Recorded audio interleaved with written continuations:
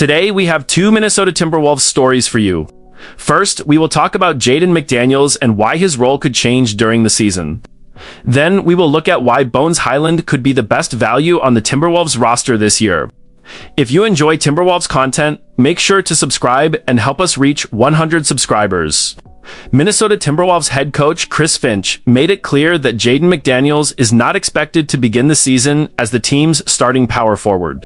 However, he also made it clear that this possibility is still very much on the table as the season progresses. In an interview with Christopher Hyland of the Minnesota Star-Tribune, Finch explained that he does not immediately see McDaniels moving to the power forward position. He also said he does not currently view that lineup as his opening starting five. At the same time, Finch emphasized that McDaniels could still play significant minutes at power forward during the season.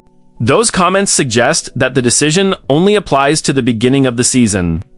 If the other options do not work out, McDaniels could eventually become Minnesota's long-term answer at power forward. After the offseason moves made by President of Basketball Operations Tim Connolly, including the addition of LaMelo Ball, the resigning of Ayo Dosunmu, and the departures of Julius Randle and Nez Reid, many fans believed the Timberwolves' best lineup would feature LaMelo Ball, Anthony Edwards, Ayo Dosunmu, Jaden McDaniels, and Rudy Gobert. The challenge is that none of those players is a natural power forward. The signing of Trey Lyles gives Minnesota a more traditional option at the position. However, he is widely expected to play a reserve role. If McDaniels remains at small forward like he did last season, that could send Ayo Dosunmu back to the bench. Dosunmu was very effective in that role after joining the Timberwolves at this point. The battle for the starting power forward spot remains completely open. Along with Trey Lyles, Terrence Shannon Jr., Jalen Clark, and Josh Green have all been mentioned as possible candidates. Chris Finch has also said that the decision could change depending on the opponent. If none of those options proves successful, McDaniels becomes an obvious solution. Even though he is not a traditional power forward, he has consistently shown that he can defend bigger and stronger players while giving Minnesota more defensive versatility. There is also the possibility that the roster changes again before opening night. Tim Connolly has shown in the past that he is not afraid to make major trades close to the start of the season. One example was the 2024 trade that sent Karl-Anthony Towns away and brought Julius Randle to Minnesota. Because of that, it is entirely possible that the Timberwolves' future starting power forward is not even on the roster today. Since arriving in Minnesota, Hyland has earned more than just a spot in the rotation.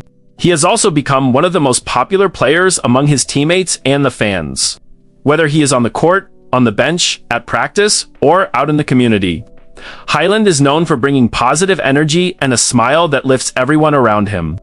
Before entering unrestricted free agency, Hyland made it clear that he wanted to stay with the Timberwolves. In an interview with Fox 9 reporter Pierre Nugent, he said that Minnesota felt like home. He said the organization welcomed him with open arms and that this was where he wanted to continue his career. A couple of months later, that wish became reality. In late June, Hyland agreed to return to the Timberwolves on a one-year veteran minimum contract worth about $2.8 million against the salary cap for the 2026 and 2027 season. For a team dealing with salary cap limitations, it was considered an outstanding value.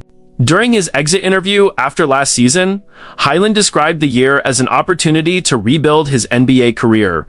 After spending nearly 2 years without a consistent role, he thanked the front office and coaching staff for believing in him and giving him the chance to contribute to a winning team again. Hyland rewarded that confidence. He earned the backup point guard job in mid-December after beating out Rob Dillingham for the role. From that point forward, he became a regular part of the Timberwolves rotation. Over 71 regular season games, Hyland averaged 8.5 points and 2.6 assists while shooting 45.3% from the field and 38.8% from three-point range. He did all of that while playing just 16.6 minutes per game. His production was so impressive that many people expected him to receive a much larger contract. Some believed he could return on a deal worth around 2 years and $10 million. Instead, he came back on a veteran minimum contract, making him one of the biggest bargains in the league. Hyland also expanded his game as a point guard. Known for creating his own shot, he became a more reliable playmaker and helped organize the offense whenever Minnesota needed someone to run the second unit. His impact went far beyond the numbers. On a team that sometimes struggled emotionally during difficult stretches, Hyland consistently brought energy, enthusiasm, confidence, and positivity every single day. His best performance of the season came on March 22nd against the Boston Celtics on the road. With Anthony Edwards unavailable, Hyland scored 23 points, handed out 5 assists, shot 8 for 14 from the field, made 5 of his 7 three-point attempts, finished with a plus 26 rating in 29 minutes, and helped lead Minnesota to its first win in Boston since 2004. Hyland also introduced the three-point celebration known as the Skelly Selly. The celebration quickly became a fan favorite at Target Center, where the crowd often joined him after every made three-pointer. He finished the season with 116 made three-pointers, the 4th highest total on the team. Before the trade deadline, the Timberwolves ranked 23rd in the NBA in total bench scoring. Hyland played a major role in solving that problem by providing instant offense and dependable shot creation. Now that LaMelo Ball has joined the Timberwolves, Hyland will not have to carry the same responsibility at point guard. Even so, he remains one of the team's most important bench players. Outside of Ball, the only natural point guard on the roster is Zion Poulin, who is on a 2-way contract. Terrence Shannon Jr. is also capable of handling the ball. But because of his size, at 6'6" and 220 pounds, Minnesota will likely use him more often as a wing. If Chris Finch starts LaMelo Ball, Anthony Edwards, Ayo Dosunmu, Jaden McDaniels, and Rudy Gobert, then the second unit could feature Bones Hyland, Terrence Shannon Jr., Josh Green, Joan Behringer, and either Jalen Clark or Trey Lyles.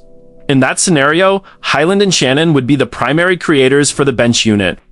Another possibility is that Finch starts either Josh Green or Terrence Shannon Jr. and moves Ayo Dosunmu back to the bench. That would reunite the fan-favorite duo known as the Twin Turbos, the nickname given to Hyland and Dosunmu because of their speed and energy.